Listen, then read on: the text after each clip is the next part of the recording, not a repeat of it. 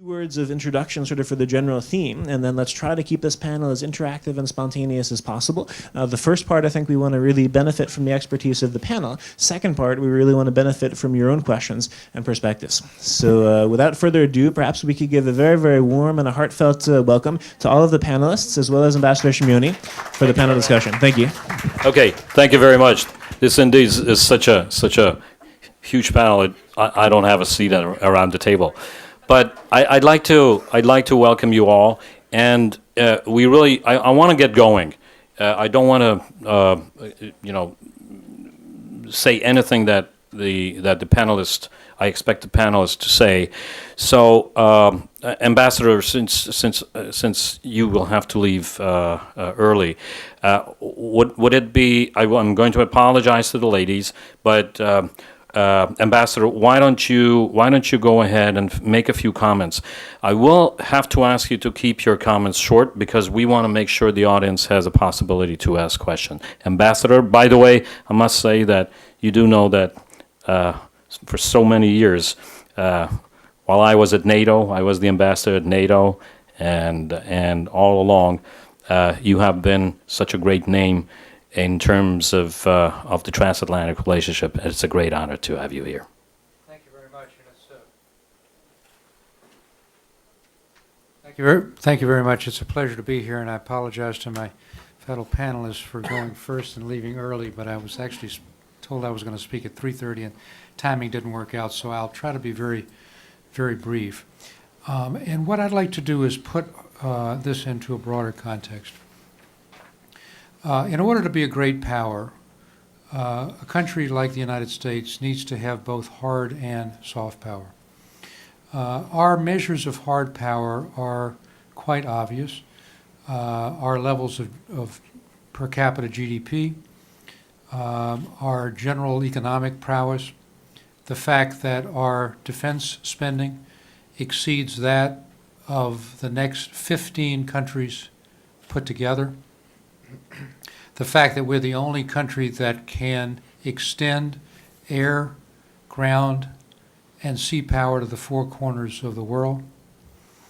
The fact that we have an unmatched cyber capability, both offensive and defensive, an unmatched capacity for intelligence gathering, an unmatched capacity for nuclear armaments, that we have military training missions or military activities in more than 80 countries. All of these are measures of hard power. But in order to be effective, soft power is also necessary. And that soft power includes everything from diplomacy to foreign assistance to humanitarian and emergency assistance, student exchanges. We now have over 750,000 foreign students in the United States. It's a tremendous source of influence, whether they stay and contribute here or go back.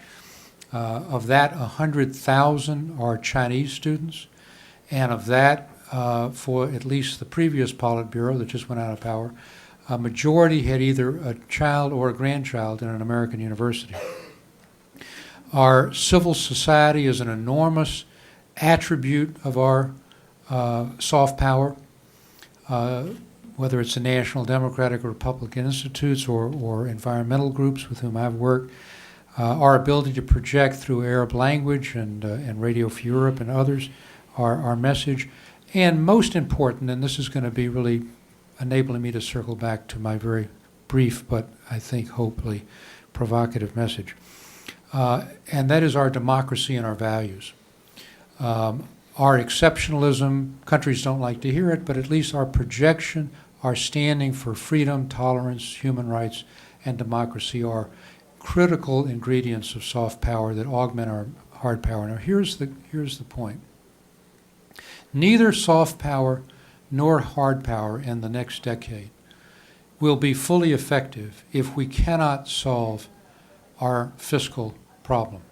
We will not have the resources to finance our military, our foreign assistance, our projection of soft and hard power without the adequate resources to do so.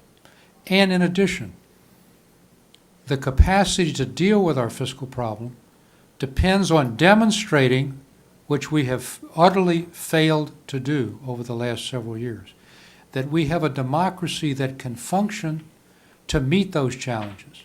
And each time we have a semi-failure in meeting this challenge, it undermines our capacity to indicate that American-style democracy and free market capitalism are a soft power model which can provide the resources and undergirding for our hard power. I've seen this living abroad as an ambassador abroad. I'm sure you saw this, Mr. Ambassador, at NATO. But it pains me greatly to see our incapacity to come to terms with a fiscal challenge we all know require greater revenues, greater reform of our entitlement programs so that we free up resources for the kinds of soft power investments that are necessary. We're eating our way out of our future by not having adequate revenues and by having a healthcare system and a system of pensions, public and private, for an increasing aging society, which will simply deprive us of the resources and the investment necessary to undergird both our hard and soft power. We're now at 80% of GDP to debt, and by the IMF measurements, 100%. It's unsustainable, and this is a democratic challenge in the most fundamental way. The most important thing we can do to demonstrate our soft and hard power is to show over the next several months that we have the capacity through our democratic processes to come to terms with this financial policy problem, and that everyone has to be told, which they have not been as citizens, that this is a global challenge as well as a domestic challenge, and that we all have to sacrifice to meet it. If we can't do it, if we continue to push the can down the road through more and more short-term palliatives, we will undermine both the hard power and soft power, which are essential for our global reach and our international reputation. Ambassador, thank you very much. What I'd like to do is, I'm going to ask Spence Boyer to make a few comments, but I just want to say, echoing what you just said, 2 days ago, former German defense minister and I wrote an article, and we said two things are very, very important, that the president and the administration explains the fiscal cliff to the world, why you have not done more, why you are not making more progress, and you have to explain to the world what you are doing on gun control. These are two things that are hurting the U.S. image, and this cuts directly into what you have just said. Spence, would you say a few words, and then we'll go around the table. Sure. Well, thanks, Andras.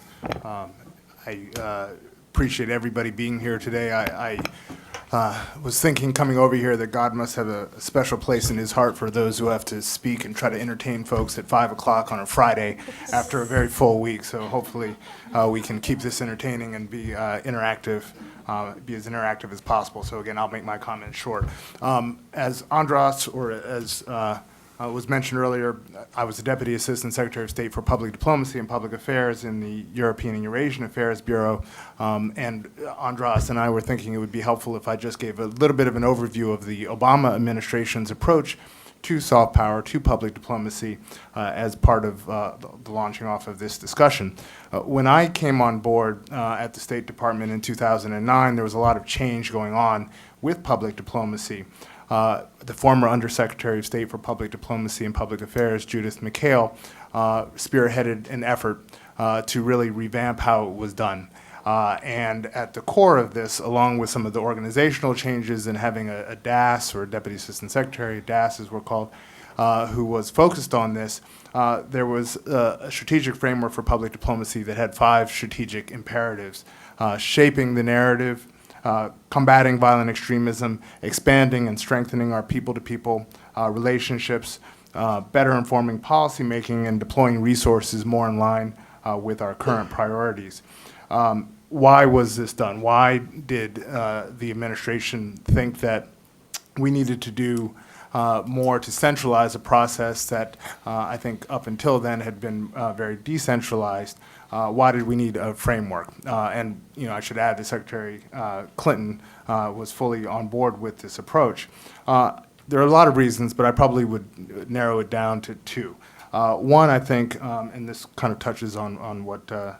Eizenstat was saying, to better and more effectively make the case for public diplomacy in very tough budgetary times, in front of, I think, very skeptical audiences at times in terms of how to use these dwindling resources. So we had to make a better case. Secondly, to make public diplomacy as relevant and as impactful as possible in grappling with 21st century challenges. I think that there was the belief that we'd gotten a bit stale in how we were doing public diplomacy, and we were focusing on things and having our resources deployed in a manner that maybe made sense at the end of the 20th century or even during the Cold War, but didn't make sense now. So again, we can get into any of that with questions. Do I think it was successful or has been successful? I think it's an evolving process. I think that there's a lot of cultural shifting that is having to happen at the State Department, and those who've been doing public diplomacy for a long time, and my career Foreign Service officer colleagues, I think, were fantastic and very dedicated, but I think that this strategic framework was a different approach, and Judith McHale came at this from very much of a business background. She had been CEO of Discovery Channel and was very market-driven. But I think it has been successful in a lot of ways.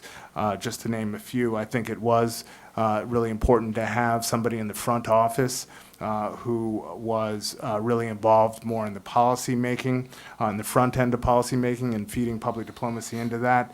I think it's important to have somebody who is looking at this from more of a 30,000-foot level and looking at sort of all of the regions of a particular bureau and how resources were being matched up with the broader foreign policy objectives.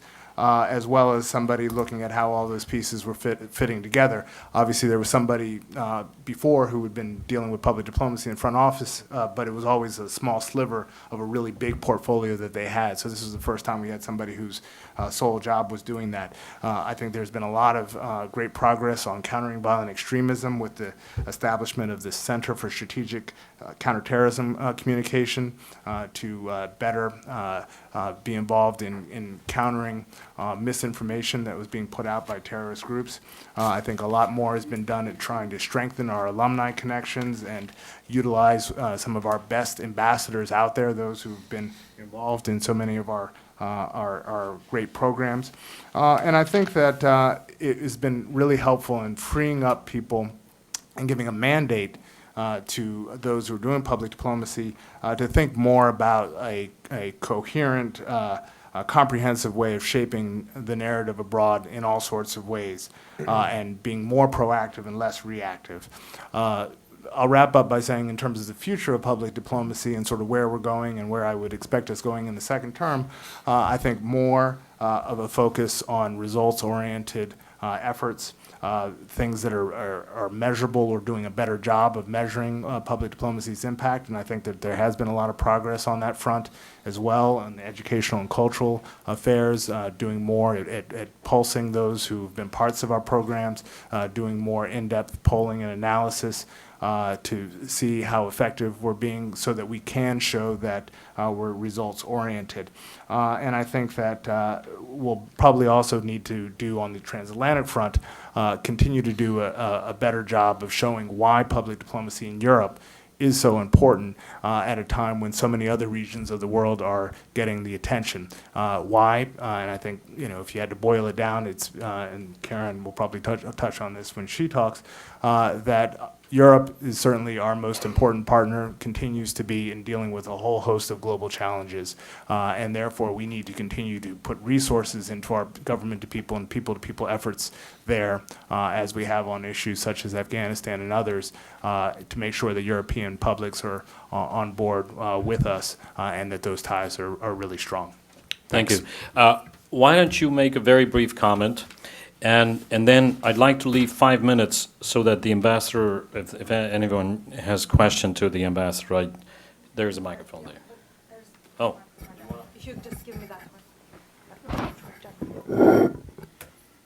Yeah, thank you for your presentation, your ambassador, for you too, that as a managing director for ISNL, I'm not sure that's on. No, it's okay.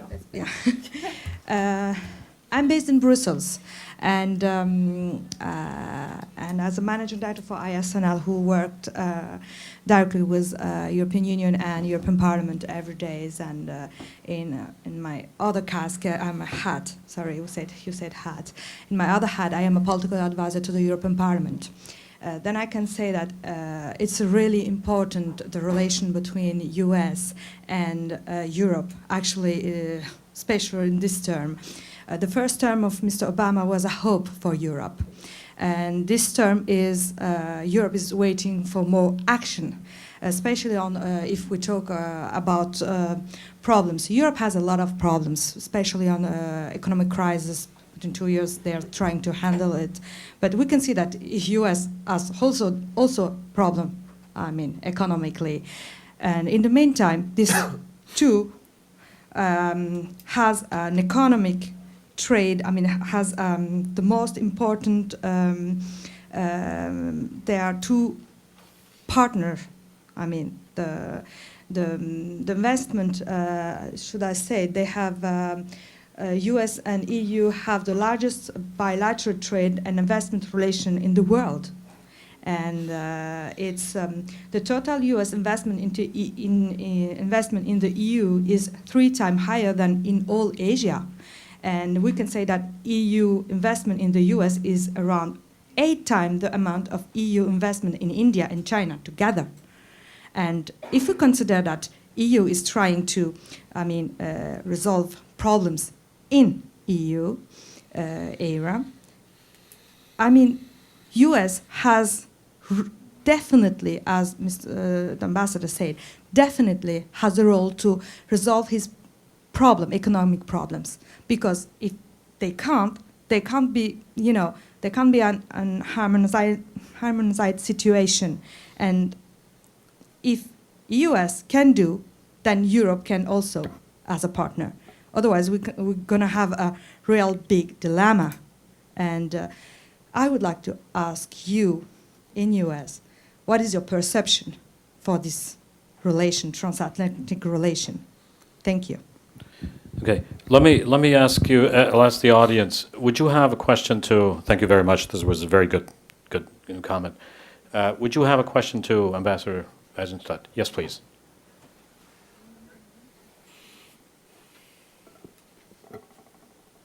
Mr. Ambassador, 2 Nobel Prizes in economics, Paul Krugman and Joseph Stiglitz, totally disagree with your view about the debt. They argue there's no real debt problem. So how do you square your own conception with scholarly work in economics, which is in total disagreement with this take?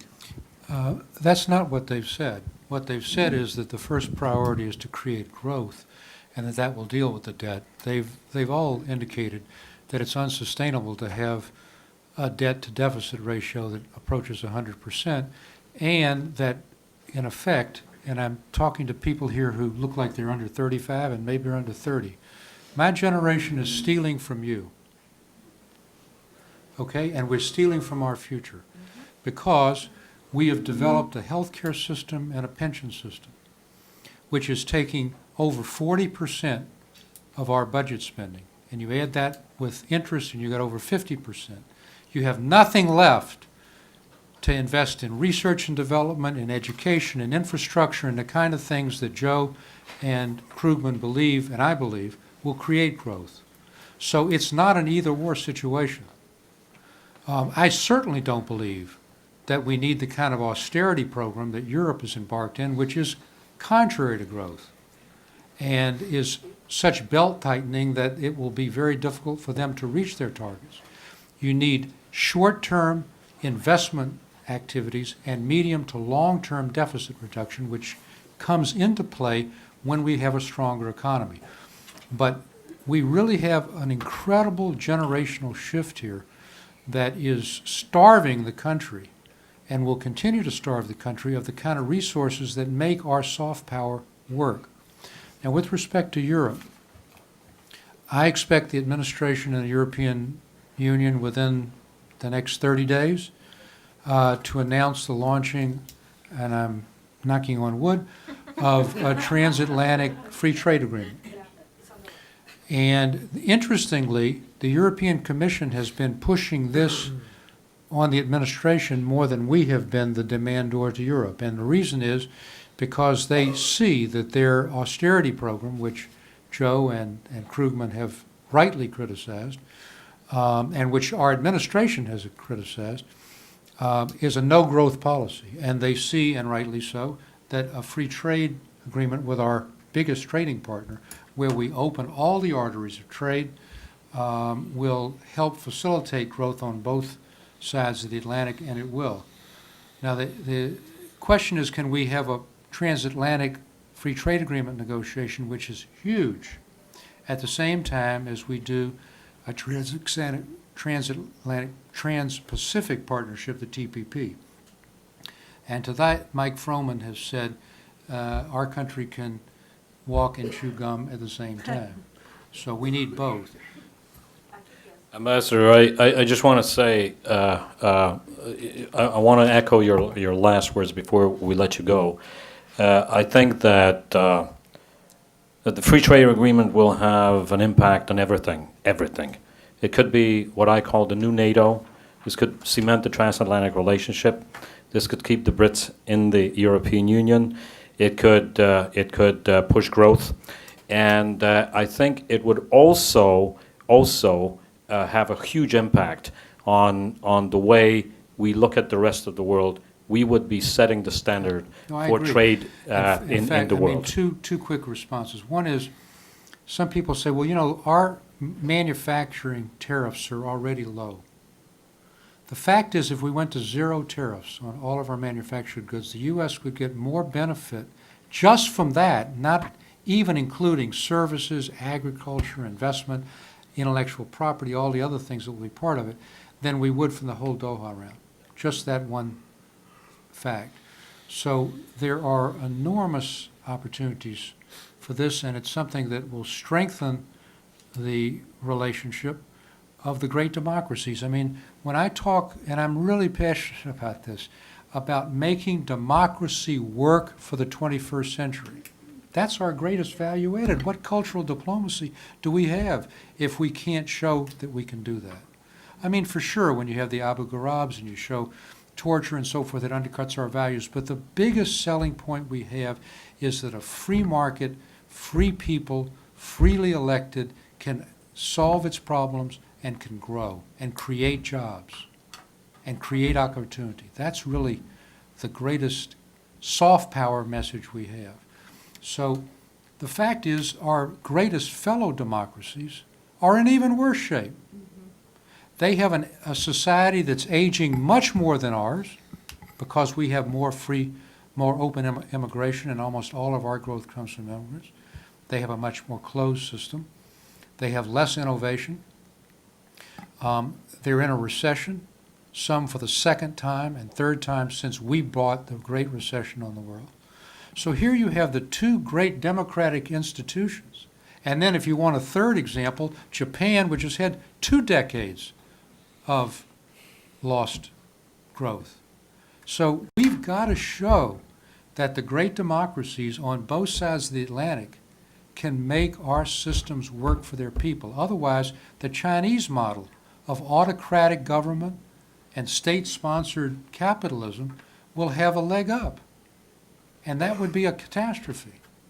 So, excuse me for being so passionate at 5:30 on a Friday, but I really, really feel this is the most fundamental problem that the great democracies have. We've got to grow, we've got to create opportunity, and we've got to do so in ways that melt our long-term deficits. Ambassador, thank you very much. All right, Karen, would you want to say a few words? I'm happy to jump in. Let me just make 3 quick points. And this is, of course, looking at this set of issues from the transatlantic relationship. I want to make a first point about how cultural diplomacy looks if you're working on the U.S.-European relationship.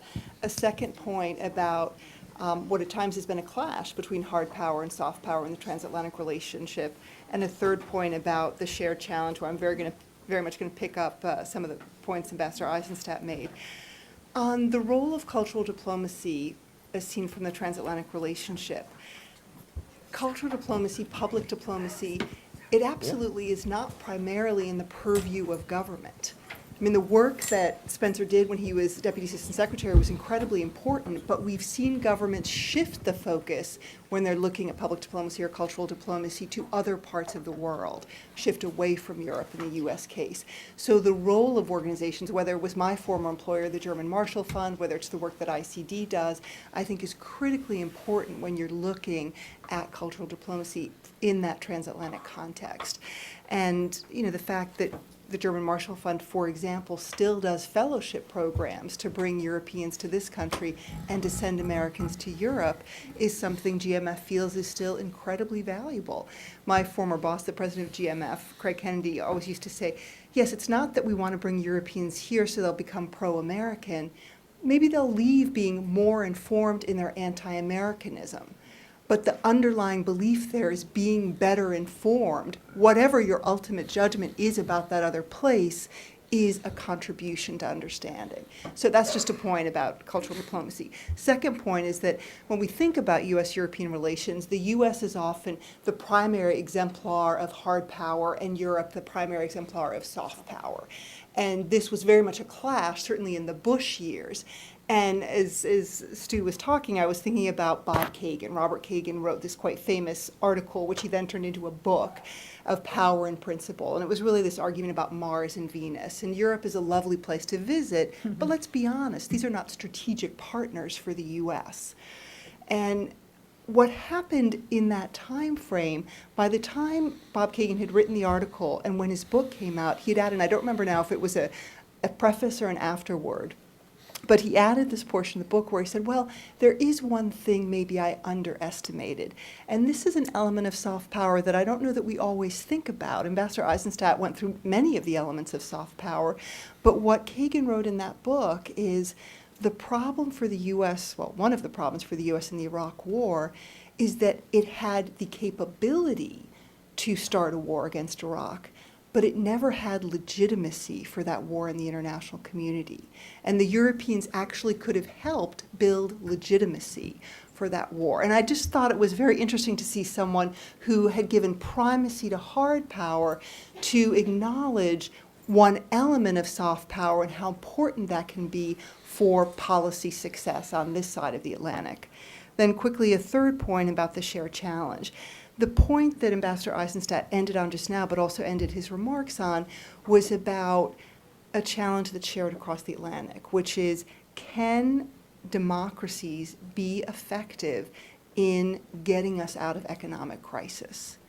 And that is a big question on both sides of the Atlantic. We're now in 2013, we're in the fourth year of a Eurozone crisis. Maybe that's a success because it hasn't collapsed, but that crisis is ongoing. We have deep economic problems in this country. And this is such an important element of soft power because the attractiveness of our model is how I would term it. The attractiveness of a model of democratic free market economies that deliver prosperity and freedom to their peoples is ultimately what's at stake here. And in the European case, the way Europe spread peace and prosperity eastward was through the promise of European Union enlargement and through NATO enlargement. And that's been arguably very effective over the past 2 decades. That model clearly is less attractive in a European context. And the U.S., as Ambassador Eizenstat pointed out, is now competing with this set of emerging powers, the Chinas, that do have a very different autocratic managed economy model. And so I do think that's a shared challenge across the Atlantic, which also can be something that binds us going forward. So let me just stop with those 3 points and let others jump in. Okay, you each get 3 minutes because we will be running out of time, and so okay, let's start here, please. Okay. So mine is more I'm questions. going to be very strict. Okay, mine is more questions for you. Okay, this is absolutely crucial. Can we make democracy work? So what do we need to do to make democracy work? You've heard it several times. So tell me, what do we need to do? Anyone? Yes. Create transparency. Great. Just throw out ideas. You're young, you're bright, you have the ideas, that's why you're here. More transparency. What else? Louder, please. Lower corruption, Okay, great. Less crime. What else? more political participation, Okay. Get involved. Espousing or doing what we espouse. Okay. Walk the talk, right? Yes. Shut up and do it. Right? What else? Okay, so then I have a question for you. We're the human race. Where are we running?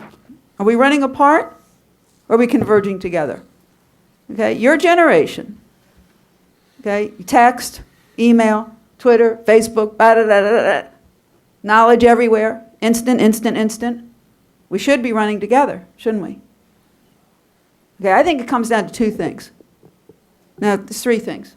It's greed and it's power. Everybody wants power and everybody's greedy. Nobody has enough. The senior citizens don't have enough because they're afraid they're going to run out of money and no one's going to take care of them. That's a crime. Young parents don't have enough because they're afraid they will not be able to send their children to college.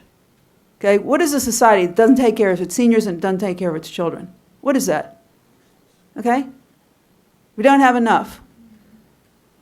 That's the problem. And if you think you don't have enough, you'll never have enough. The rich don't want to share. They've inherited from generation to generation, and they're hoarding the money. There is enough money. There's enough money in the world. There's enough resources in the world. Get real. Stop running apart. Come together. Perfect. Oh, Please go ahead. I direct dance plays. I do it through the arts. I don't talk that much. I usually dance. I'm going to send my brochures around. When we watch a great dancer, it doesn't matter what country they're from. You think, wow, I can't believe a human can do that. When you hear great music, it doesn't matter what country the person's from. You get goosebumps. The arts do not need to have any language skills. The vocalist sings and you're moved. It doesn't matter what the words are. Thanks.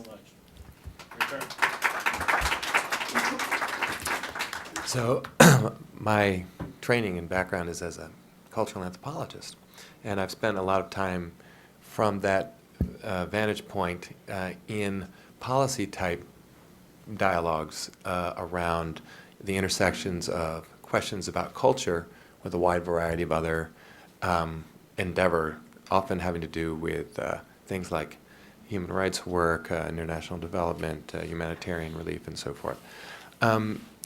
One of the things that that means is I sort of have a different vantage point on this discussion, and I wanted to just bring that out and add that to the what we've already been talking about, and take it back to the notion of soft power as we're introduced to it, and as we've been living with it now for some time. It's been about 2 decades since the term was introduced, of course, Joe Nye and so forth, and what I wanted to underline is a kind of let's just call it a foundering ambiguity around what the term actually encompasses. And this sounds like I'm getting ready to deliver some kind of academic angels dancing on the head of a pin type of discussion. But in fact, no, I think it points to a fundamental difference in the ways in which the very basis of our interventions, however we intend them, is understood. And that we are, I think, now at a point with our understanding of soft power where I think it would probably be beneficial for us to go back and think more. So far we've been talking in our discussion a lot about the economy. One of the interesting things about economic relations is it's not clear to folks who think a lot about soft power or in the policy space whether that is soft power or hard power, sort of ambiguously in between, sort of both of them, sometimes conjoining.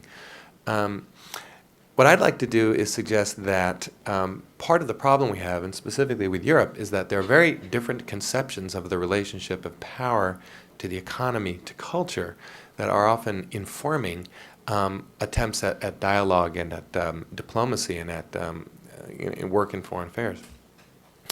When we think of the 1990s, excuse me, in the 2000s, one of the interesting things is there have been a variety of conflicts in multilateral spaces I guess you could say, between European actors and U.S. Trade negotiators around, let's call it, the culture industries. And part of that has to do with very basic differences in the ways in which these different countries, the U.S. and then other European countries, think about their culture as a cultural heritage, as intellectual property, as a national patrimony, and questions of repatriation, questions of ownership, questions of identity, and a whole series of other relationships that pertain when we think about what it is that we're doing when we program, let's call it, a cultural diplomacy intervention. You want me to stop there? Is that what you're saying? Okay. Well, that'll stop there. Sure. This is hard power at its best. Fire away. Yeah. Please. Great, thank you. Thank you. Well, I actually want to take off a little bit from what Ambassador Eizenstat had said, because I'm glad he touched on this. I'm going to approach some of the domestic power and cultural diplomacy from our strengths in the United States. And we do, just to give you some stats, there is a lot of changes in our demographics and in our age demographics. Currently we have 40 million Americans that are older Americans, and that is projected to double to 80 million Americans that are elderly by the year 2030. In that same time frame, the young people, your generation and my kids, who will be supporting that demographic will be diverse. 50% of our young people by 2030 will be of minority populations already.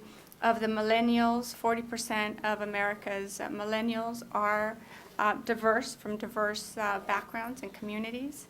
And so there is this, in terms of how we keep America strong and our democracy strong, it really does have to do with how, as was mentioned, we are free people, free elections, organizing our government to take care of our people, to grow our economies. It does start with how we're going to make sure that we're going to continue to invest in our youth, so that we can invest in the diplomats of tomorrow. And in that, we do have a huge strength in soft power in our own cultural diversity that we're not tapping. So we have an opportunity to leverage the diversity that exists in America.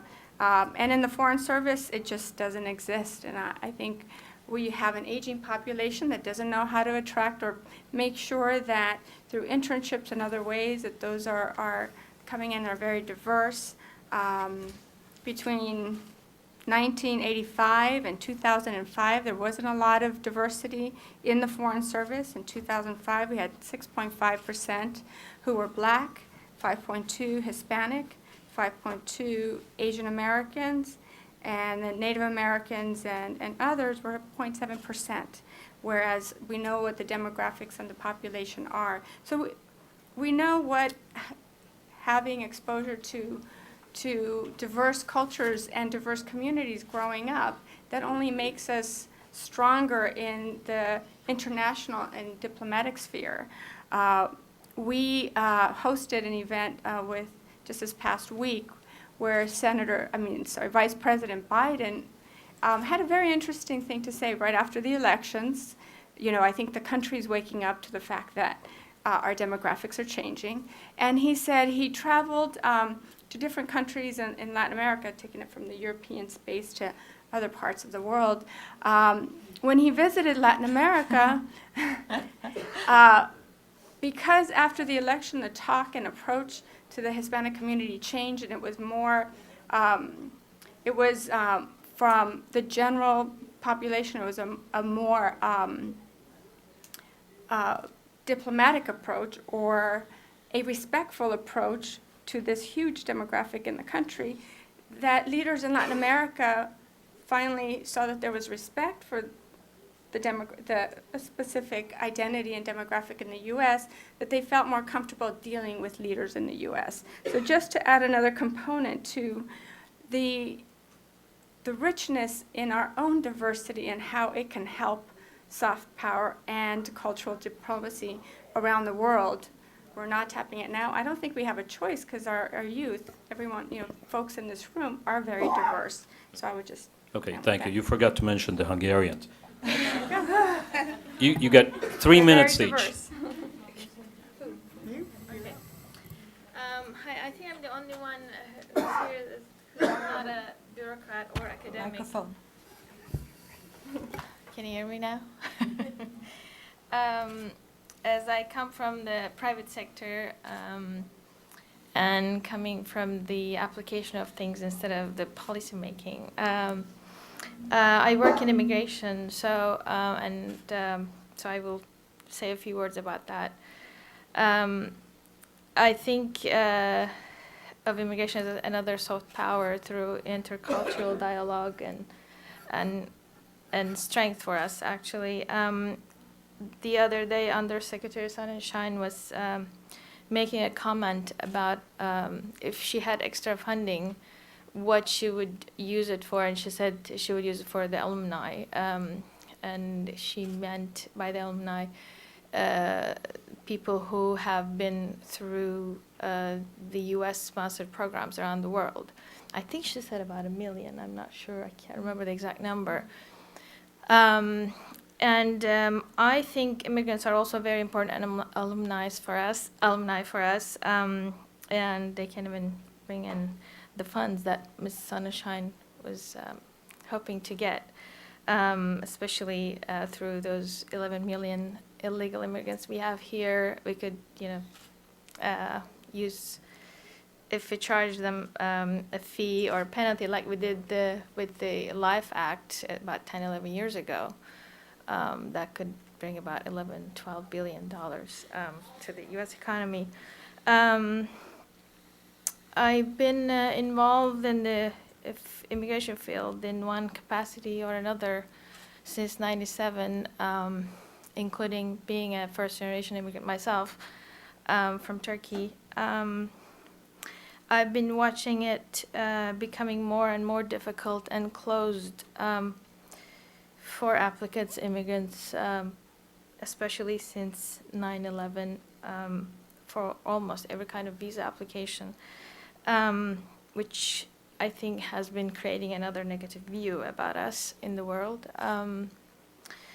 We are, as far as my experience and what I hear, we are a melting pot of cultures. So, and immigrants have been one of the most important things for us, providing young blood and makes us a major power in the world by giving us a lead in technology, business, and the arts. And they also create jobs. And if you would like, I have a very good article from the Huffington Post from last year, so I can share that with you later as a separate note. This immigration has been neglected in the last 10 years, I think, or a little over that or worse. It has been the worst in the last decade or so. But finally, we're starting to see some improvements, starting especially last year with the Obama administration, with the Tourism Boost Initiative and the Startup America Act that is welcoming entrepreneurs from around the world or trying or working on that.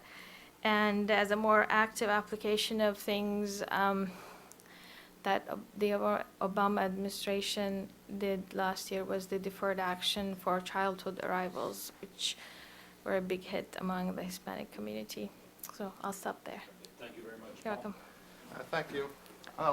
Can you hear me in the back? I'm used to speaking without microphone, so I'll try to. Need the microphone so we can. So the record. Okay, well, I'll speak with a microphone then.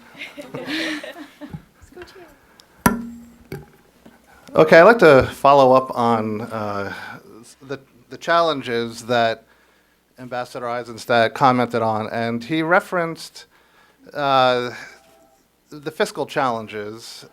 And I think that when we were all paying attention to the most recent fiscal cliff crisis, the fiscal dimension was possibly secondary to the real challenge in addressing America's problem, and that's partisanship.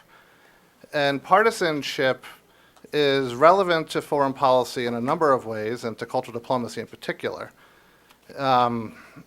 To keep things at the same terminology that we've been using, we have one party in America that's a little more committed to hard power, and another party that's a little more committed to soft power as a general approach to engage in the world. So partisanship, on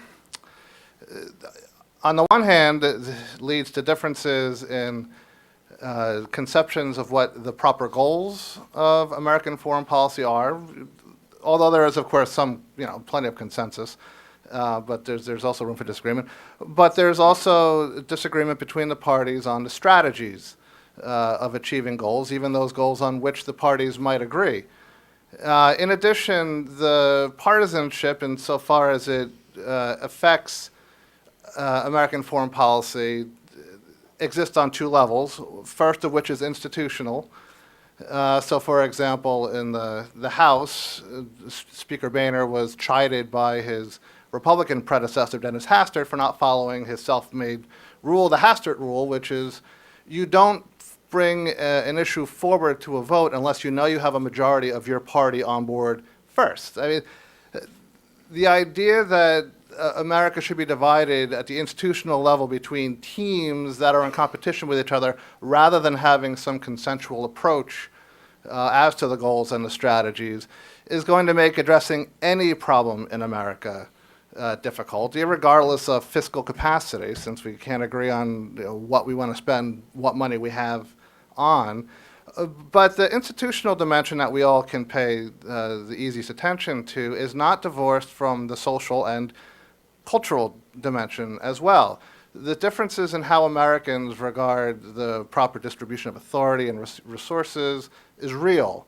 Americans don't agree on everything in a fundamental way. There's a reason why the politics don't work as well as we would hope that they work.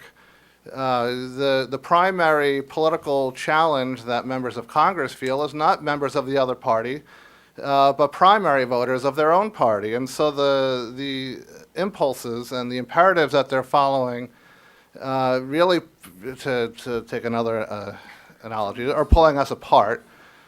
So before we can even get to the point of saying how should we engage in cultural diplomacy, in the United States, we're having a really difficult time coming up with what would cultural diplomacy even look like? Who decides what it is, let alone how we get there?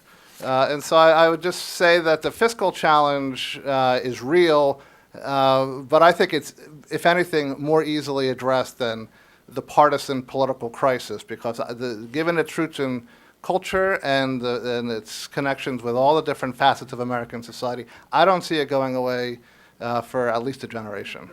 Okay, thank you so much. Perfect timing. Does this work? It doesn't. I'm pushing the button for minutes. Okay, I just want to say a few comments, and then we still have a couple of minutes for questions. One, a very important point was made here. This is the disconnect between Europe and America in terms of how they see power. I think it's extremely important. I think we Europeans live in a dream world, thinking that we stand for soft power, and then the Americans stand for hard power. That's silly, because Americans have tremendous soft power and hard power, and I think it's time for the Europeans to grow up and figure out how to have both. So this is one thing. The second thing is we should start talking about soft and hard power. We should just talk about power. I think in the end it's about resources. It's in the end about the way we create the instruments of power in the power toolbox that can make a difference, whether they're hard, medium soft, or soft. And that's really something we have to talk about. And then finally, I would have said the biggest threat to our democracies is poverty.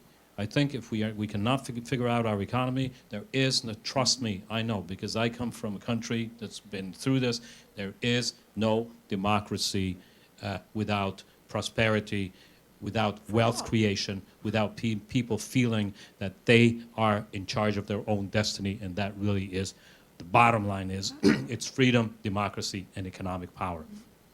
Now let me open the floor for questions. We still have 6-7 minutes for questions and answers, and so please. My question is mainly for Ms. Aguilera.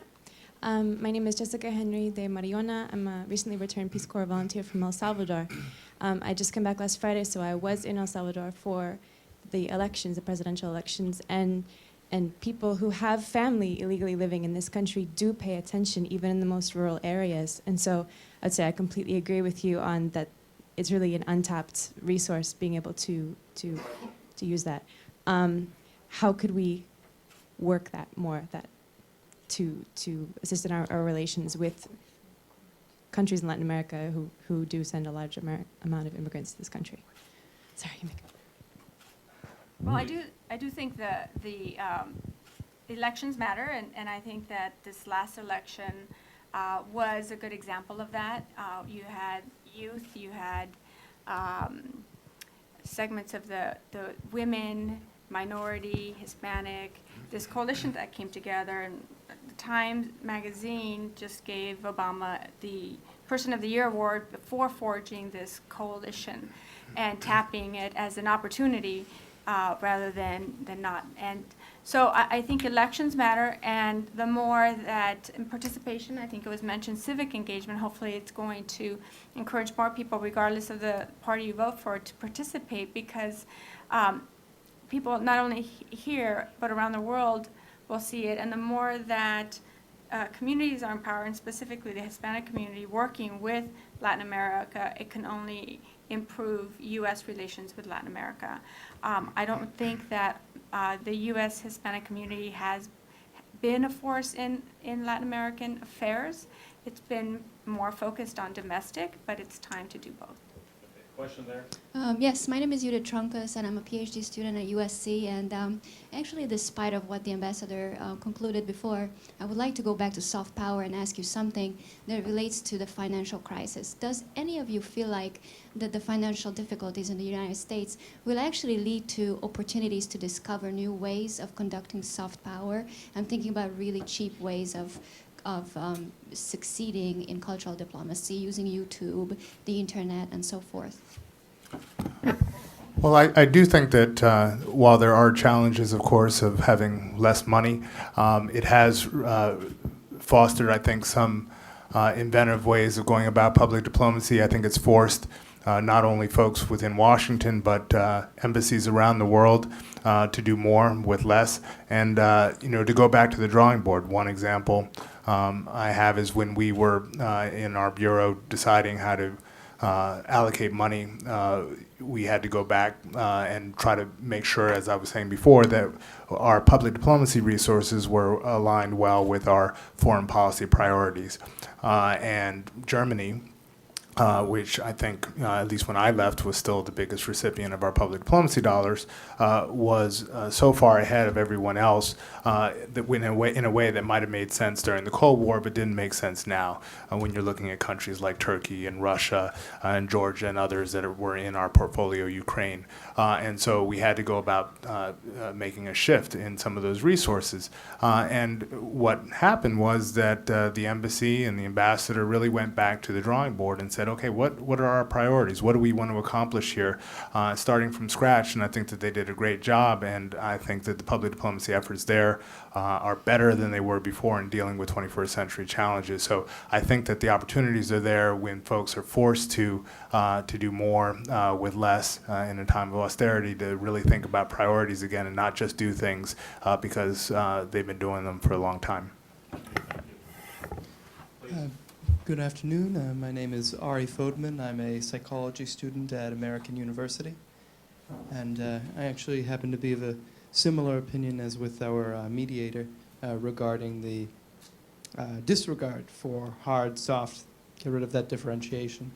I think most especially in consideration of the potential economic instabilities that we currently face and may face in the future. We may do best to look at power across the board, influence, in terms of effectiveness. What's your question? Sorry. So I would therefore ask you a speculative question. How do you think we might, in the future, measure any and all of our means of power in terms of their effectiveness? Okay, who picks up that question? Would you like to answer? Sure. Don't take this the wrong way, but I've never liked that question in any way. The problem of measurement and indicators and so forth is a problem where I think, to keep a long story short, of the tail wagging the dog. It's necessary within government entities to measure things because you have to account for things. It's necessary within NGOs to measure things because you have tight budgets. And it's also necessary to measure things because you need to make strong justifications. And often that's to people with funds. And donors are people often from the business community. And so they have ideas about how measurement validates effectiveness and so forth. So unfortunately, I would have to say that what we're probably better off doing is worrying less about measurement, but at the same time finding different ways to be more rigorous. Because I think one of the problems is we equate measurement with rigor. That is a mistake, because we often don't have any idea what we're measuring. What I would rather do is think about ways to be rigorous and move beyond what I think is the bigger problem that surrounds much public diplomacy, culture diplomacy programming, which is that it is soft, which is, in the pejorative sense, sort of touchy-feely, irrelevant confections that can be used in to support what are otherwise more important interventions that we might be making. And I think that too, of course, is misguided. So it's really a kind of rigor in how it's positioned more effectively as a critical dimension of what we're doing. Okay. Gina, you have the last question. Yeah, my name is Gina. I'm a law student out in England, London, and my question is to Ms. Carla Perla. Yeah. You mentioned the power of art and without having to use words or language. And my question is, how would you suggest we use resources like arts to strengthen transatlantic relations? I know it relates a lot to what the ambassador was saying, but particularly in the form of dance. Yeah, we're spending so much on defense, and I say just turn the weapons in. I mean, war begets war. Violence begets violence. So if you take a very small percentage of what you're spending on weapons and you put it into musical instruments and to paints and to art supplies, and you take that all over the world and you exchange great art all over the world, you can do it for a minuscule amount of what you're spending on the military. It does an enormous amount of good. And the arts are undervalued in that way, but there are some efforts. The U.S. State Department has something called Dance Motion USA. Just go online and you'll see that, and that's a great initiative, a 3-year initiative. They also have their Center Stage initiative that's terrific, and the National Performance Network has Performing Americas.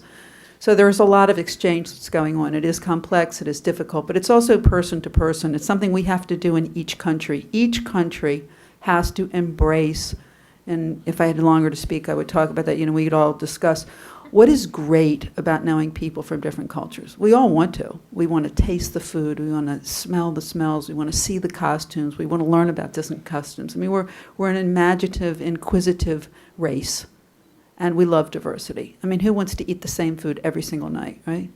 So there's a lot of richness there, and there's a lot of cultural exchange that can really do the work and get rid of the violence. And again, like I said, enough. We all have enough. It's just about sharing the resources.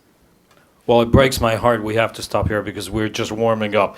As a guitarist, as a former NATO ambassador, as someone who actually was very much involved in the Iraq War and Afghanistan, I'd love to talk to you. I'd love to fight a good battle, but we have to wrap it up. I just want to say this. I've never in my life seen a more disciplined and smarter panel, and I've never seen a more disciplined and more interesting audience. So I'd also like to say that, Mark, it's a pleasure working with you. You bring together exciting people, very interesting conversations, and I think each time you meet, you take the debate, the narrative a step further. I think we're slowly getting there. I think there's a deeper understanding today for what this whole dichotomy of soft power and hard power is and what it's not supposed to be. So I just want to say that I want to congratulate you. And I also want to conclude by saying there is no more important relationship than a transatlantic relationship. If that can be sorted out economically, from the point of view of energy, environment, security, you name it, democracy, freedom, culture, creativity, and the list is very long. And we've got something, I think, and then we have the solution. We will be setting the standards for the world. And this is not aimed against anyone. This is not trying to dictate anything to anybody. It's just the fact that freedom breeds freedom, and that's really something that we have to be very smart about. So I want to thank the panelists. I'm so sorry I spoke so long in the previous session, but we had a lot of fun. You know, I heard... I am a co-host. I'm happy about it. Oh, good, good, good. You know, I had fun. I want to tell the panelists that I had fun listening to myself. But I also want to say, I want to thank you all for coming. This has been a great session, and I'm very pleased, Mark, that we've been able to host this conference together with you.